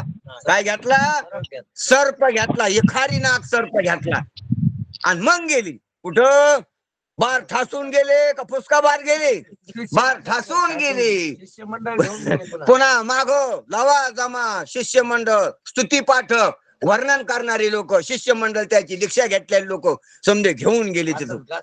हा आणि याची वाजत गाजत वरात आलेली पाहिली कोणी माऊलीने तिकून चांगदेव येत आहेत. आणि हे सकाळी एका पाडक्या भिंतीवर बसलेली मंडळी. पण आता यायला तर काही चमत्कार करायचा नसतो मोठेपणा दाखायचा नसतो. पण साधक आहे वाया चाललाय. शोकाशानं लाडानं वाया चाललाय पोरगा म्हणून लाडा याची लाड जिरवायसाठी आपलं दाखवायसाठी नाही त्यासाठी तो लाडानं वाया चाललाय. याचा लाडपणा जिरायसाठी त्यानं काय केली भिंतीला आज्ञा केली आणि ज्ञानियाची भिंत अंगे ओढली. ज्ञानियाची भिंत चढली आणि भिंत जेव्हा त्याच्याकडे चाललेली पाहिली आता त्यानं पाहिली. आता त्याला वाटलं की आपल्याला उतरा म्हणते खाली. वाहक पाहून चमत्कार आश्चर्यचकित होते ज्ञानेश्वर महाराज. शेजारी भावंड सर्व पाहून तो भेटेन बाजूला असं करतेन मी बाजूला सोडून देईन. वाघाला एक रुमालानं बांधीन एखाद्या झाडाला आणि मग त्याच्याकडे जाईन पाया पडायला. याच्या मनात असं असं ना उठउठी काहीतरी. कारण की ह्याने कोणा पाहिलेलं नाही असं हिची तर चाली कोणाची हिची तर चाली खरं वाटत असते. काही बी जगात मोठेपणा अहंकार असला की अहंकारी माणूस गपचीप बसत नाही. जसे पाहुणे घरी आल्यावर पोरं खटगुळ असले ते गपचीप बसत नाही. ते ठिकाणा करते पाहुण्याच्या वरी खुंटीवरच काही काढते. पाहुण्याच्या खांद्यावर पाय देऊन वरतो वरी खालीवरला काही काढते. कालमा करते त्याचं खेळणं बाहेर आणते गाडात खेळते खोळखोळात वाजिते काय त्याला पाहुण्यात मिरवायचं असतं. पाहुणे आल्यावर ते काय गपची बसत, बाहेर काढून दिले तर पाहुण्याची बोटात मातीत टाकते, पाणीत टाकून खेळते. पाहुणा बारीक होतो, पाहतो की काय कुंकून आलो मी इथे त्या खाईमध्ये. असं पाहुण्याला वाटाव. त्याप्रमाणे खेळ अहंकार असला, खूरपणा असला की काही बी करत असतो. तसं चांगदेव महाराजांनी केलं आणि मनात आणले की यायला हापकायचे. काही बी करायचं असताना संसारात दुसऱ्याला हापकायसाठीच करायचं असते. काय करायचं असते, कपडे भरणे आणून शेजाऱ्या पाजाऱ्याला हापकायचं असते. कपडे आणले, हा कपडे आणले, थैली घालून हापकायचं असतं. दुसऱ्याला घर बांधून कर्ज का आहे ना, वावर काही नाही आहे ना, पण हापकायचं असतं घरावर शेजाऱ्या पाजाऱ्याला. घ्या घर, 2 टाळ्याचं घर बांधलं. काय आपल्याला आपलं सुख दुसऱ्याला दाखवायसाठी आपण आपल्याला दुःखात लुटीत असतो. त्यानं घ्या अत्यंत महत्वाचा विषय. आपलं नसलेलं सुख दुसऱ्याला वाटाव, मी सुखी. सुख नसताना मी सुखी वाटाव, मोठा नसताना मी मोठा वाटाव, काही येत नसताना मला लय येतो वाटाव, ताकद नसताना आपली ताकद लोकांना वाटाव. याच्यासाठीच आपण बेजार येतो. याला संसार म्हणते. आणि या संसारात होता चांगदेव काय नाही, फक्त त्यानं जरा वेगळ्या प्रकार केला, त्याने योगाचं केलं. आपण कर्माचं करतो, कष्टाचं करतोय, कोणी चोरीनं करतोय. चोरीनं बी चोरावाल्याला चोरी उघडी पडू द्यायची नसती आणि लोकांना हपवायचं असतं. पाहून राहिलं की कसं केलं गेलो, काहीच नव्हतं, कसं झालो. अरे आतून कसं केलं, कोणी कष्टाने केलं, कोणी चोरीने केलं, कोणी भ्रष्टाचाराने केलं आणि कोणी योगाने केलं. याने वाघ आणला वाघावर बसला, नाग आणला नागाचा चाबूक केला आणि ज्ञानोबरायला हपकायला गेला. ज्ञानोबराय हपकायला काय ह्या शेत काय तुमच्या आमच्यासारखी, ते कशानंच हापका वरी आकाश कोसळो पाय. काही जरी झालं तरी जगच खोटे, लटिका व्यवहार सर्व हा संसार असा द्यायचा निश्चय. या बोधावर देत ते संसारातल्या कशानंच हापकत नसते. म्हणून साधू संता पुढं आपण काहीच मोठेपणा करू नये. संतापाशी बहु असावी मर्यादा, तेथे होतो पण कामा नाही. संतापाशी मर्यादित असा. संता पुढे काय असतं, उगच ऐकावं लागतं. आम्ही गावोगाव फिरतो, महाराज आमच्याकडे असते, महाराज आमची पोरं तशी, महाराज आमचा बैल पा, आमचं कुत्र एखादं धरते. बर तू धरली का, तो सोडतो कुत्र धरते. बरं तुमची कुत्री चांगली तुमच्यापेक्षा, असं म्हणलं पाहिजे. तुम्ही कुत्र झाली असती तर बरं झालं असतं, असं म्हणलं पाहिजे त्याला. असो म्हणजे कशाचा बी मोठेपणा दाखवायची काय असती, हौस असती, सवय असती. त्याप्रमाणे चांगदेव महाराजचा मोठेपणा ठरला नाही, उलटा लहानपणा ठरला. तो भिंत चालवावं लागली ज्ञानोबा राहायला आणि भिंत चलविल्यामुळं त्याच्या कंबर गळून गेलो. कोणाचं, चांगदेवाचं. वाघाला काही नाही, वाघ मस्त आयटीत चढू लागला, पण यायची आयट वरी गेली. वाघाला काय करायचं, ज्ञानेश्वर महाराजांना भीत चढली, त्याला काहीच कळत नव्हतं. तो आयटीत चढू लागला. पाहिला वाघ वाघ फम करीतच चढू लागला, पण यायची किंचित फुन उरली होती, ती चट गेली. कोणाची, चांगदेवाची. नशा उतरली, हातातला चाबूक गळून गेला, वाघावून खाली उतरले आणि आले लोटांगणी. चांगदेव लोटांगणी. आणि अशी लोटांगणी पहिलेच आली असती, पायी नाही तर कशात जमत नव्हतं का. पण असं केलं त्यांनी आणि त्याचा अहंकार गणित गात्र झाला. आणि मग चांगदेव 65 जी पूर्ण लिहिली होती, ध्यानात घ्या. त्या चांगदेवाच्या शिष्यापाशी साधूपाशी जी दिली होती ती पोहोचली बी होती. आणि ती पोहोचल्यावर असं ते वाघावर बसून आलती, पण वाचली, पारायण केलं तर तिचं. पण यायचं योगिक शब्द, योगिक भाषा आणि योगावर निष्ठा होती. तर पुरेपूर त्याला काही ती तत्वज्ञानाची भाषा, वेदांताची भाषा कळायला नाही. योगावाल्याला वेदांताची भाषा कशी कळ, तो योगिक रीतीने अर्थ लावीन त्याची. प्रत्येक शास्त्राची परिभाषा असते. ध्यानात घ्या, जरा विषय गंभीर आहे. प्रत्येक शास्त्राची परिभाषा असते आणि त्या भाषेत त्या शास्त्रात जसा अर्थ असतो तेच घेणार. म्हणून काय असतं, आपण शब्द जरी ज्ञानोबा राहायचे असले तर आपण आपले अर्थ घेत असतो. म्हणून शास्त्र कळत नाही, म्हणून सद्गुरू लागतील. सद्गुरू का लागतील, शास्त्रात तुकोबरायाने जरी गाथ्यात लिहून दिलेले, पण आपण जर गाथा मनानं वाटला तर आपल्या माथ्यातलीच अर्थ आपल्याला गाथ्यात दिसतील, आपलेच आरोपित केलेली. ध्यानात घ्या. समजा आणि प्रत्येक प्रसंगाला वाक्याचा अर्थ वेगळा होत असतोय, कळालं पाहिजे. वाक्य तेच असतंय पण प्रसंग बदलला की अर्थ बदलतोय, आणि हे कळालं पाहिजे. हे व्याकरण किंवा ही परिभाषा त्या शास्त्राची अवगत होत असते गुरु करून. म्हणून गुरु वाचून शास्त्र हातात घेऊ नये किंवा गुरु वाचून शास्त्र मनानं पाहू नये. सद्गुरु वाचूनही सापडे ना सोय असं असतं. म्हणून चांगदेव महाराजानं जरी करता ती ज्ञानोबा रायाची चांगदेव 65 वाचली पण पुरेपूर काही कळाली नाही. का कळाली नाही हे पहा. अज्ञानानं कळत नसते, ध्यानात घ्या. आणि अज्ञान बी कळत नसते. अज्ञानात 2 शक्ती आहेत. एक ते कळू देत नाही आणि ते कळत नाही. काय काय काय काय काय तर महत्वाची गोष्ट आलेली म्हणून सांगायलो. अज्ञान दुसऱ्याला कळू देत काही कळू देत नाही आणि ते बी कळत. पण दैवयोगानं आपल्या अंतःकरणाची शुद्धता झाल्यावर अज्ञान कळत असते. अज्ञान कळालं म्हणजे भाग्य. बाकीचं नंतर कळन अज्ञान गेल्यावर. पण अज्ञान कळायला पाहिजे. अज्ञान कळणं परमार्थाची सुरुवात आहे. पण अज्ञानात 2 शक्ती आहेत. ते कळू देत नाही ते कळत नाही. जसं काही काही रोग कळत नाहीत आणि ते घातक असतील. जसा कॅन्सरचा रोग काय होत नाही, लवकर कळत नाही. सर्दी झाली लगेच सकाळी कळते की अरे रात्री पाणी पिलं सर्दी झाली गाडी. काल महाराजांना खूप सांगितलं याच्यावर चिंतन की काही जे प्रकार आहेत आपल्याला कळत. खोकला आलेला आपल्याला कळतो दुसऱ्याला बी. आता याला खोकला कालपासून लागला होता त्याला कळालं का आपल्याला कळालं. खोकला हे असं दुःख नाही की ज्याचं त्याला तर कळत आहे पण दुसऱ्याला बी कळत आहे. पण पोट दुखल्यानं ज्याचं त्यालाच कळत आहे दुसऱ्याला कळत नाही. आणि कॅन्सर झालेला त्याला कळत नाही. पहा कॅन्सर रोग नाही का पण दुसऱ्याला कळतो का त्याला कळतो नाही. त्याला बरेच शाळेत दाखवावं लागते तिकडं डॉक्टरकडेच निदान करावं लागतं. त्या चामडीचे किंवा कातडीचे भाग किंवा रक्त लघवी ठुंकी तिकडे नेऊन तपासावं लागते. ते यंत्रानं तपासावं लागते. ते इकडं कळत नाही. खोकला दोन्हीला कळतो बेजार करतो. दोघाला बी खोकला एक जणाला बेजार करीत नाही. पोट दुखल्याला एक जणाला बेजार करतय. काय डोकं दुखल्याला ज्याचं त्याला बेजार करतय. शेजाऱ्याला मस्त झोपतो माणूस शेजारचा. त्याचं रात्रभर बी पोट दुखलं तर शेजारी त्याला काही नाही, शेजाऱ्याला काही नाही. पण खोकला आला त्याला खोकला त्याचा बेजार करतो दुसऱ्याला बी. म्हणून खोकला एक रोग आहे त्याची उभय प्रतीती. पोट एक रोग आहे त्याची स्वतः स्वप्रतीती. आणि कॅन्सर एक रोग आहे त्याची प्रतीतीच नाही.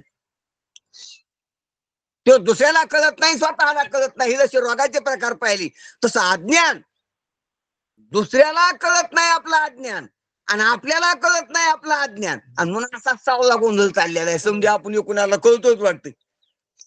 मला कळत नाही हे तुम्हाला कळत नाही आणि तुम्हाला कळत नाही हे मला कळत नाही. आणि मग मला वाटतं मला कळत मग चल दे आणि चाललेलंच आहे. समजा शहाणी माणसं आहेत गावात. पण शहाणी माणसं बाहेर निघली. पण शहाणी माणसं का आपण शहाणी माणसं कशाला म्हणतो. धोत्र नेसले टोप्या घातल्या हात फेकून चालले कपडे चांगले असले की कशी माणसं शहाणी माणसं. त्यातली त्याला असे असे केस पांढरे व्हा मग तो लय शहाणी. दात पडलेला तर जास्तच शहाणा. म्हणजे हे शहाणपणाचे लक्षण आपले कसे येतात. मग ते ऑक्सिजन नका दात पडा ना. असो सांगायचं तात्पर्य शहाण्याचे लक्षण नाही तर शहाणपणा काही वेगळाच आहे. शहाणपणाचं लक्षण काही वेगळंच असतंय आणि ते आपल्याकडे नसते ते कळत नसते. का अज्ञान कळाल्याशिवाय शहाणपणा येत नसतो. शहाणपणाची श्री गणेशा सुरुवात अज्ञान काढण्यापासून आहे. म्हणून अज्ञान कळा अज्ञान कबूल असा पाहे गुंतलो नेणता अज्ञान कबूल झालं. माझी असो तेव्हा तो शरण. अज्ञान कबूल झाल्याशिवाय दुसऱ्याला शरण जाईनच कसा. जोपर्यंत मला कळतं वाटतंय तोपर्यंत तूच मदत करीत असतो. आणि ज्या दिवशी कळन की मला कळत नाही त्या दिवशी तो मदत करीत नाही. तो काय करीत असतो.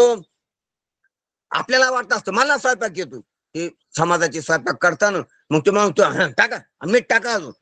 तो म्हणतो असतो साखर हा अजून टाका साखर पाणी टाका शिऱ्यात टाका पाणी अजून. मग ते राडा का व्हाय ना त्याला काय वाटतंय मला कळत आहे.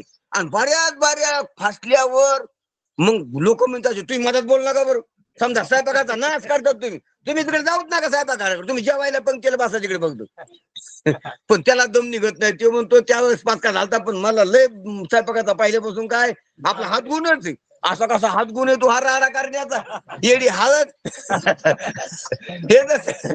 हे जसं आहे तसं आपण मधात हे पहा, अहंकार असा असतो की कुठे बी मधात केल्याची राहत नाही.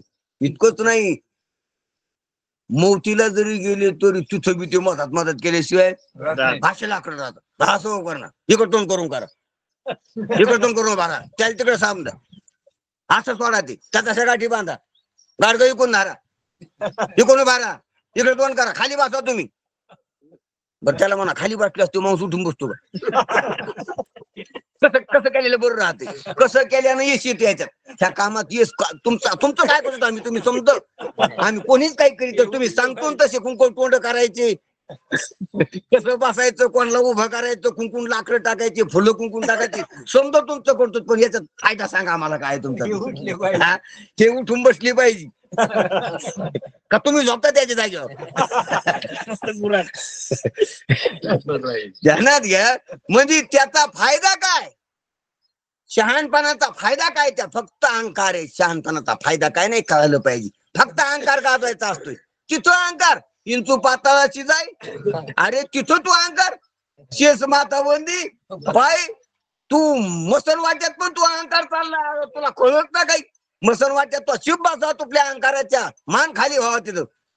मग आपला शहाणपणा काही नाही इथं चलत, पण तिथं बी तू शहाणपणा चलतो. हे जसं आपण पाहलो त्याप्रमाणे अहंकार असतो, म्हणून अहंकार कळत नसतो, अज्ञान कळत नसतंय, आणि अज्ञानाला दुसरं कळत नसतंय. म्हणून ध्यानात घ्या, असं चांग देवाचं अज्ञान कळालं त्याला, अहंकार कळाला, म्हणून तो शरण गेला.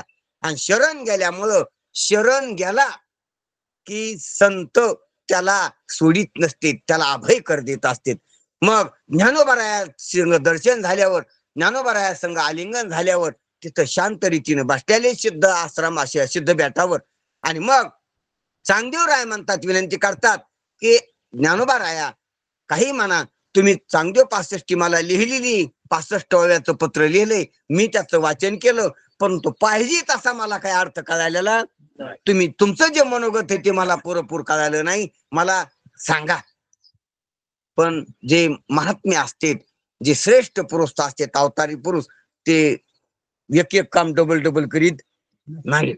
मग त्याने म्हणले, हे मुक्ते, हे कागद त्या मुक्ताबाईकडे टाकला, आणि मुक्ताबाई ह्या चांगदेवाला तूच काय कर हे समजून सांग.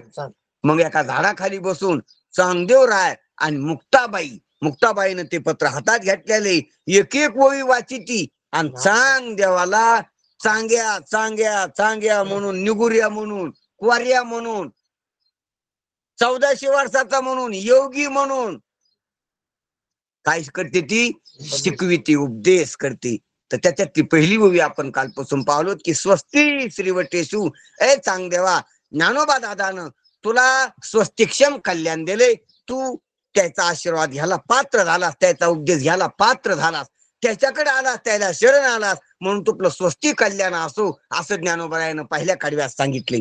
आणि जो लपोनी जगता भासू, तुला आता जे जग दिसायले, आणि जे जग तो आटोपून घेतलं, लीन केले समाधीत, आणि जागृती स्वप्नात जे तुला दुःख रूप म्हणून प्रतीली आले जगत, तर ते जग खरं नाही.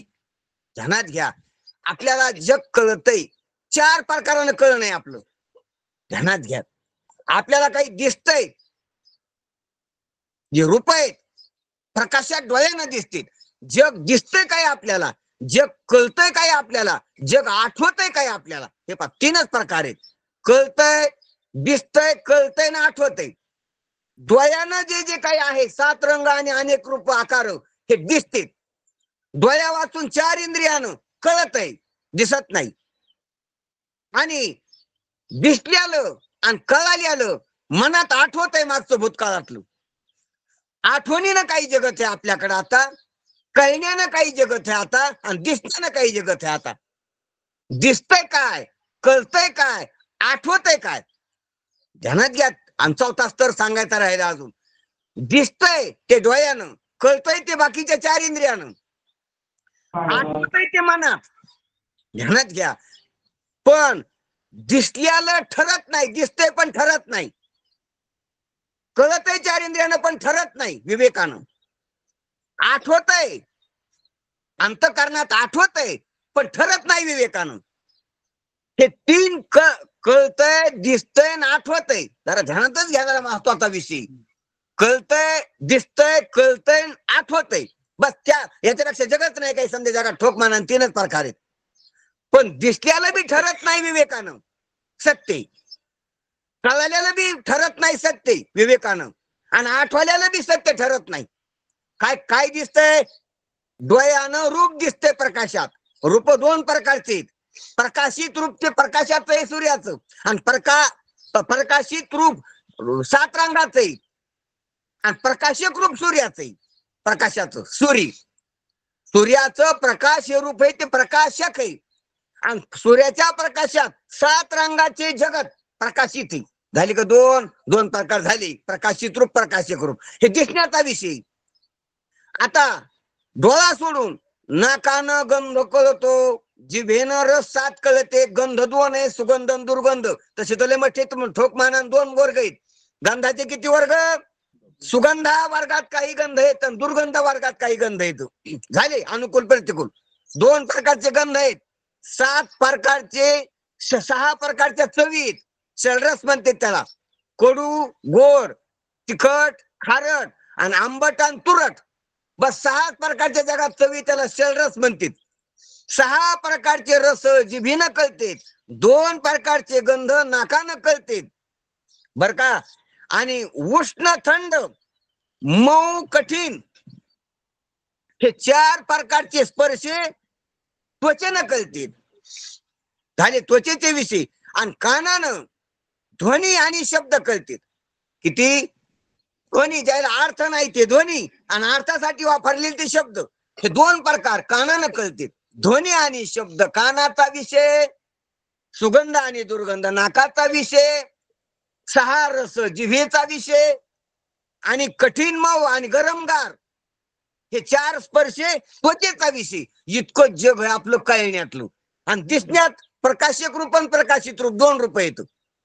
त्या इतक्या प्रकारचं जग आहे. दिसण्यातलं जग, कळण्यातलं जग आणि आठवण्यातलं जग. आणि इतकं जे आपल्याला दिसलं ना, कळालं काय, दिसलं काही कळालं काही, हे स्वप्नात दिसतंय कळतंय. हा, स्वप्नात दिसलेलं कळलेलं आता आठवतंय. हेच बालपणी पाहिलं होतं आणि दिसलं होतं कळालं होतं. ते दिसलेलं कळलेलं आता बी आठवतंय. फुगा दिसला होता तो आता मनात आठवतो. लहानपणी काही गोड खाल्लं होतं ते कळालं होतं, ते आता मनात आठवतंय. दिसल्यालं कळालेलं मनात आठवतंय. पण ध्यानात घ्या, दिसल्यालं खरं नाही, कळालेलं बी खरं नाही, आणि आठवलं होतं स्वप्न किंवा मागचं बालपणातले अनेक प्रकार ते बी ठरत नाही. ठरतय तिसरं. हे पा, दिसतंय जग, कळतंय जग, आठवतंय भूतकाळातलं जग, आणि ठरत नाही. ठरतय तिसरं. ठरतोत आपण, ठरतय चैतन्य, ठरतय सचितानंद. आणि सचितानंद दिसत नाही, सचितानंद कळत नाही, आणि सचितानंद आठवत नाही. पण सचितानंद ठरत आहे. ठरत आहे चौथं. दिसतंय एक, कळतंय एक, आणि आठवतंय एक. तिच्या 3 तारा आहेत. आणि ठरतंय चौथं. म्हणून चौथ्याच्या ठाई काही करणेच चौथं ते वेगळंच आहे. आहे तो विचारू वेगळाची. म्हणून सांग द्यावा, मुक्ताबाई सांगते, सांग द्यावा तुझं क्षम कल्याण असो असं ज्ञानोबराने तुला आशीर्वाद दिलाय. आणि तुला सांगायला सुरुवात केली की तुला जे जग दिसतंय, तुला जे जग कळतंय, आणि तुला जे जग आठवतंय ते ठरत नाही. त्याच्या पाठीमाग जी सत्ता आहे ती लपलेली, ती तुला कळाली नाही. आणि ते लपल्यामुळे हे दिसायला लागले, आठवायला लागले आणि कळायला लागले. 3 स्तर आहेत. दिसतंय, आठवतंय, कळतंय. हे 3 गुणाचे 3 स्तर आहेत. 3 अवस्थातले 3 स्तर आहेत. 3 गुण आहेत ते. आणि 3 त्रिगुण आसार, आणि जे ठरत आहे ते निर्गुण, हे सार. आणि या साराचा आणि आसाराचा विचार कर, आणि हरिप्राप्तीला, हरी स्वरूपाला प्राप्त होय. हरिपाठाप्रमाणे तू निश्चय कर. अशा प्रकारचा तुला उपदेश दिलेला आहे. म्हणून मुक्ताबाईकडून पूर्ण चांगदेव 65 ज्ञानोबा रायाचं मनोगत चांगदेव रायाच्या कानामधून म्हणा ये हृदयचे ते हृदय असं कोणी घातलेलं? मुक्ताबाईनं. म्हणून 1400 वर्षाच्या चांगदेवानं मुक्ताबाईची शरणागती पत्कारली. कारण लिहिली चांगदेव 65 जरी माऊलीनं तरी कळून कोणाकडून घेतली? मग गुरु कोण? हे पा ज्याच्याकडून कळालं ते गुरु. काय ज्याच्याकडून कळालं ते गुरु. कळालं पा चांगदेवाला त्याच्या शिष्याकडून कळालं नाही, शिष्याला ती शिकित होती. आता पहा ज्याला मुक्ताबाईनं शिकवलं ते आधी शिकित होते 1400 वर्ष लोकायला. म्हणून आपण बी लय जणांना शिकलेलं बरं का. आपल्याला काही येत नसताना बऱ्याच काही शिकिलं आपण. कोणी काय म्हणा दुखायला लागला आमचं पण हा पोट दुखायला तुम्ही काय करा ह्याच्यात हे काढून प्या. कोणी नुसतं म्हणा की आम्हाला असं तुम्हाला तसंच होतं त्याला असं असं करा. अरे आपण लोकांना सल्ले देतो ते आपण केलं का? त्याला विचारलं पाहिजे तुम्ही असं केलेलं आहे का? तुम्ही हे केलेलं आहे का? ध्यानात घ्या. आपण दुसऱ्याला शिकविण्या जसा चांगदेव महाराजांना 1400 वर्ष शिष्याला शिकविले आणि आज ते 14 वर्षाच्या 8 वर्षाच्या मुक्ताबाई पुढं शिकायला बसलेले हात जोडून. कोण? चांगदेव महाराज. म्हणून असा गुरुचा संतांचा महिमा कळायला पाहिजे. आणि मग चांगदेव राहायला लक्षात आलं की मला जे जग दिसतंय ते जग नाही, इंद्रिय कळायला लागलं म्हणल्यावर. आणि आठवायला लागलं म्हणल्यावर इंद्रिय नाही ते मन आहे. आणि मन इंद्रिय जग हे सर्व एक वृत्ती. आणि जी वृत्ती मी उद्भूत होऊन पाहतो अवस्थेच्या रूपात आणि लीन करतो समाधीच्या रूपात, त्या वृत्तीला मी खेळतो. तर त्या वृत्ती जी आहे ती कल्पित आहे, ती भ्रम आहे, ते अध्यास आहे. आणि त्या अध्यासाचा अधिष्ठान परमात्मा ब्रह्म आहे. ते लपलेले ते मला कळालं आणि ते मीच आहे. पहा चैतन्यावर वृत्तीचा भास आहे. कशावर? चैतन्यावर वृत्तीचा भास आहे. पण हे अज्ञानाला कळत नाही. वृत्तीचं कारण अज्ञान आहे आणि वृत्तीचं अधिष्ठान चैतन्य आहे. ध्यानात घ्या गोष्टी. काय? वृत्तीचं कारण काय? अज्ञान. आणि वृत्तीचं अधिष्ठान काय? चैतन्य. आणि ते चैतन्य कोण आहे? आपलं स्वरूप आहे. ते स्वतंत्र आणि स्वयंब्रह्म मीच आहे. तो चैतन्य मीच आहे. हे पहा चैतन्य नाही का? चैतन्य कळत नाही. कसं पाहत जसं आता इथं माईक आहे आणि आता इथं माईक कळायली तसं आता इथं चैतन्य असन का? जसं आता इथं माईक आहे तसं प्रवचना जे चैतन्य म्हणतात तुम्ही ते चैतन्य आता इथं आहे का? आहे का? जसं माईक आता इथं आहे तसं चैतन्य आता इथं आहे का? आहे. बरं माईक आहे कळालं तसं चैतन्य कळत का? कसं काय गुरुड लागला काय? चैतन्य शिवाय माईक कळालं काय? मग ते सांगा मग आम्हाला. आम्ही ते विचार लागलोत ना की आता इथं माईक आहे कळालं मान्य झालं. तसं आता इथं आम्हाला चैतन्य मान्य नाही. तुमचं आहे का चैतन्य? असतंय का चैतन्य? जसं माईक आहे तसं चैतन्य असतं का? आहे का? असन का? चैतन्य असन का?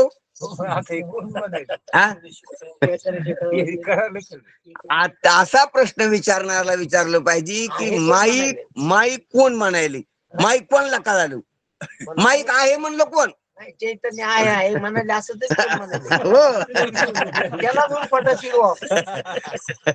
म्हणजे अरे त्याला विचारलं पाहिजे की माईक आहे म्हणायला लागला तू तो माईकला आहे म्हणायला का?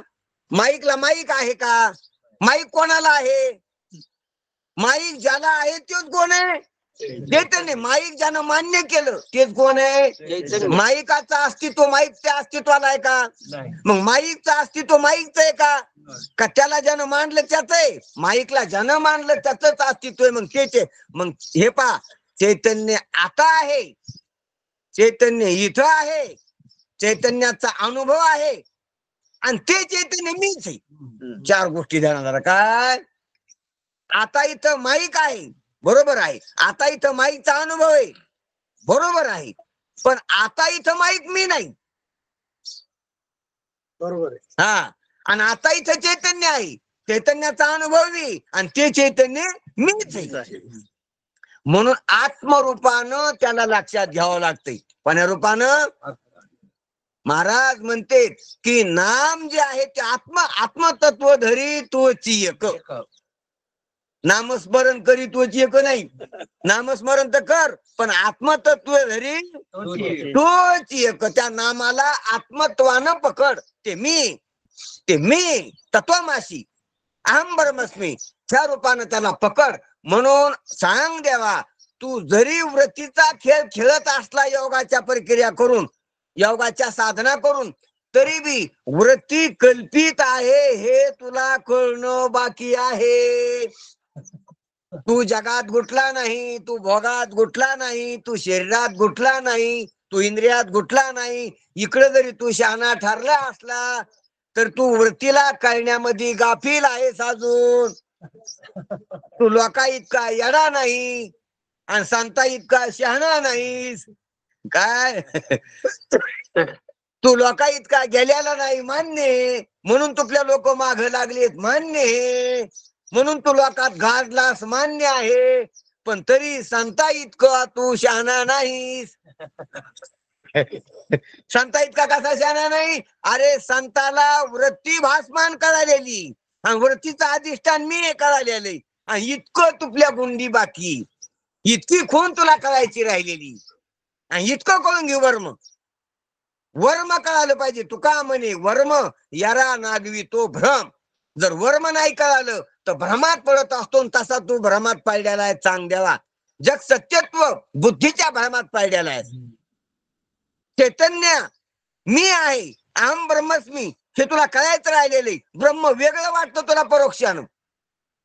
काय वाटतं तुला? जरी काही वाचन केल्यानं कळालेलं असलं तरी ते अपरोक्ष कळालेलं नाही. आणि अपरोक्ष न कळाल्यामुळं हे दिसणारं जगत, दिसणारी जागृती, स्वप्न, समाधी, तुपली सुसुप्ती समाधी, ह्या सर्व थोतांडे खोटे कल्पित आहे हे तुला कळायचं बाकी आहे. आणि तू परमात्मा आहेस, तू व्यापक आहे, तू जीव नाहीस. अरे तू भोगी जीव नाहीस, तू त्यागी जीव नाहीस, तू योगी जीव नाहीस, तू जीवच नाहीस, तू ब्रह्म आहेस. तुला योगी जरी म्हणून घेता असला तर जीवत्व कायम आहे. योगी तरी कोण असतोय? जीवच. परिचिनच मानतो स्वतःला, मग जीवात झाला तो. फक्त एवढे की भोगी जीव त्याला पापी म्हणाव, त्यागी जीव त्याला पुण्यशील म्हणाव, आणि योगीशी जीव त्याला वैभव संपन्न म्हणाव, साधना संपन्न म्हणाव, तपस्वी म्हणाव. म्हणून तू दिव्य जरी असलास तर जीव आहेस. तो जीवपणा तुपला घालव, आणि त्या जीवपणाचं कारण वृत्तीला सत्य समज नाही, त्या जीवपणाचं कारण अज्ञान न जाणे. म्हणून तू जर वृत्तीला खोटे असा, वृत्ती भासमान आहे, खोटी असं जर तू कळून घेतलं तर त्या वृत्तीचं अधिष्ठान असणारा तू आहेस, आणि तो लपल्याला तुला कळाला नाही. जो लपुनी जगदा वृत्तीमध्ये तुला अनेक प्रकारचं जगत कळायला, तो भास आहे. जग खरं नाही, भास आहे. वृत्ती खरी नाही, भास आहे. आणि ती वृत्ती तुला कळालं नाही म्हणून काय, ध्यानात घ्या. आता माईक कळायला ना, ध्यानात घ्या जरा, एवढी गोष्ट संपलं प्रयोजन आपलं. हे जे माईक जे कळायला लागलं ना, तर मी मला न कळायला मला कळायला काय. माईक शॅम्पलला घ्या, एकाशी ते कळे भात आणि नाही घाटावे लागत. हे पा माईक कळायला लागले, ध्यानात घ्या. आता मी वेगळ्या मार्गाने जातो, थोडा लांबून जातो बायपास. माईक कळायला लागले म्हणाले, माईक लोकांनाही कळायला मला माईक कळायला लागले. कबूल तुम्हाला? 12 आले लोखंडावर तुम्ही, आम्ही घेतलो लोखंड करून. आता माती न कळल्यामुळे लोखंड कळायला लागले, पृथ्वी न कळल्यामुळे लोखंड कळायला लागले. घेतलं तुमच्याकडून लोखंड बी काढून हिसकून हातातलं. आता पृथ्वी म्हणायला तुम्ही 5 विषय नाही कळल्यामुळे पृथ्वी म्हणायला लागली. त्याला घेतली पृथ्वी हिसकून तुमच्या हातातून, 5 विषय. आता ह्याच्या पुढे चला, 5 इंद्रिय न कळल्यामुळे 5 विषय म्हणायले तुम्ही. 5 विषय नाही कळले, 5 इंद्रिय घेतले विषय बी हिसकावून हातातून. जगत राहिले नाही बाहेर. आता पिंडी स्थितीत राहिली, बरं म्हणतला पसारा 8 पाला. आता 5 इंद्रिय बी वृत्तीनं कळल्यामुळे तुम्ही इंद्रिय म्हणायला लागली. एक वृत्ती आणि एका वृत्तीला पाहणारा योगी असतो. विचित्र जग तो अनेक रूप जग पाहत नाही, वृत्तीच मान्य असते त्याला. हा वृत्ती संगत खेळत असतो, वृत्तीला लीन करीत असतो, वृत्तीला प्रगट करीत असतो, वृत्तीला स्थिर करीत असतो, वृत्तीला शुद्ध ठेवीत असतो. तो योगी वृत्तीवरच राहत असतो तो योगी. आता वृत्ती चैतन्यानं कळल्या मला कळाली. आता पहा वृत्ती ध्यानात घ्या. वृत्तीचं कारण अज्ञान आणि अज्ञानाच्या खाली अज्ञान अधिष्ठान चैतन्य, 3 गोष्टी ध्यानात धरा. चांग देवा वृत्ती, तू ज्याच्या संग खेळतो ती वृत्ती, आणि त्या वृत्तीचं कारण उपादान अज्ञान, आणि त्या अज्ञानाचा अधिष्ठान तू चैतन्य. जो लपोनी लपला कशानं? अज्ञानानं. कोण लपला? जो चैतन्य तू असल्याला. तू लपला अज्ञानाखाली, आणि अज्ञानाच्या वरी अज्ञानावर कोम आला वृत्तीचा. अज्ञानाच्या भूमीवर वृत्तीचा कोम, आणि भूमीच्या खाली पाणी चैतन्य. पाण्यामुळेच कोम, आणि पाण्यावरच भूमी. भूमी कशावर आहे? पाण्यावर. आणि कोम कशावर आहे? भूमीवर. कोम कशाचा? वृत्तीचा. भूमी कशाची? अज्ञानाची. आणि पाणी त्याचा अधिष्ठान खाली.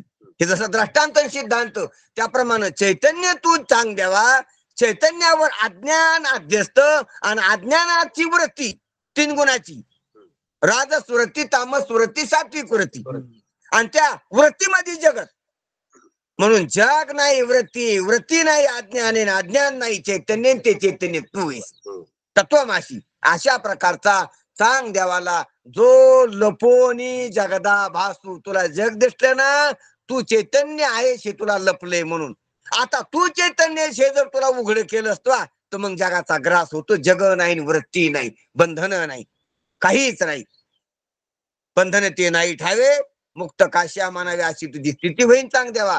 म्हणून चांग द्यावा हे गणित तू ध्यानात घे. ह्या चांगदेव 65 पहिलीच ओवी जर कळाली तर समधी 65 कळाली. साधू संतांचे जे पहिलं बोलणं असतं ना, अत्यंत महत्वाचं असतं. कोणतं बोलणं? जसं ज्ञानेश्वरीतलं पहिलं ओम नमो जे अध्याय, ही जर ओवी कळाली तर सर्व ज्ञानेश्वरी सुटली. म्हणून ही ओवी वाचावून कळून घ्या. ज्ञानेश्वरी वाचायचं काम नाही, नाही वाटली तरी चालती ही ओवी कळाल्यावर. आणि ही वाचली नाही कळाली आणि पुढे वाचत राहिली, काहून वाचायले? हीच नाही कळाली पुढे काहून वाचता? ही नाही कळाली तर पुढे का वाचता? वाचू नाही, ध्यानात घ्या. आणि मग ही कळाल्यावर पुढे वाचायचं काम आहे का? मोज म्हणून वाचा. पण समधी कळाल तुम्हाला. काय कळालं? एका शीतेकडे भात का एक शीत पाहता चापून असा चाफत बसायचा का भातात? असा हलवायचं पाहुणे खाते का? सम एक मानले आम्हाला एक दाबून पाहता. अरे सुगरण तू तो भात टाकला आणि म्हणली हे पाहिला आपण इथला शिरला, पण पातेल्यातला समजा नाही पाहिला. मला एक मला पाहुण्याला जीव घालायचं जवळ आलेला आहे. आणि एक शीत मी असा चापीन, सर्दी झालेली आधीच. तसं जर करू लागली तर त्या भाताचा काय होईल? नाश होईल. त्याप्रमाणे तू शंपल म्हणून एक वृत्ती पाय, आणि एका वृत्तीला जर आद्यस्त ठरलं तर सर्वच आद्यस्त आहे आणि तू त्याचा अधिष्ठान आहे असं तू लक्षात घे. म्हणून पहिल्याच ओळीमध्ये आद्यस्त अधिष्ठान भाव सांगितला. हे कल्पित आहे आणि तू त्याचा अधिष्ठान आहे, आणि तेच सत्य आहे, तेच जो आहे. आणि तो न कळल्यामुळे म्हणून चैतन्य एक, त्याचं न कळणं एक, आणि न कळण्याची वृत्ती आणि वृत्तीचं जगत. अशा प्रकारचा हा सर्व आराखडा, सर्व नकाशा चांगदेव महाराजा पुढं ज्ञानोबारायाने ठेवलेला आहे. आणि तो नकाशा समजून द्यायला गाईड म्हणून कोण झालेली? चांगदेव मुक्ताबाई झालेली. आणि मुक्ताबाईच्या हस्ते चांगदेवाच्या अज्ञानाचं आज उद्घाटन झालेलं, निवारण झालेलं आहे. उद्घाटनच ना, अनावरण, त्याला उद्घाटन म्हणत असते. ते झाकून ठेवत असते ना, त्याच्या हस्ते उद्घाटन. उद्घाटन म्हणजे उघड होणं, ओपन होणं, उघड होणं. उद्घाटन शब्दाचा अर्थ आहे ओपन, उघड करणे, त्याला उद्घाटित झालेले. म्हणून असं चांग देवाचं अज्ञान आज मुक्ताबाईने निवारण केलं. आणि चांग देवाला व्यापक स्वरूप आपलं निरामय सत्स्वरूप चित स्वरूप आनंद स्वरूप व्यापक स्वरूप ब्रह्मस्वरूप जिथं निष्प्रपंच असला परमात्मा लक्षात आणून दिलेला आहे मुक्ताबाईनं, तो आपण पुन्हा दुपारच्या सत्रामध्ये लक्षात घेण्याचा प्रयत्न करू. पुंडली कवरदा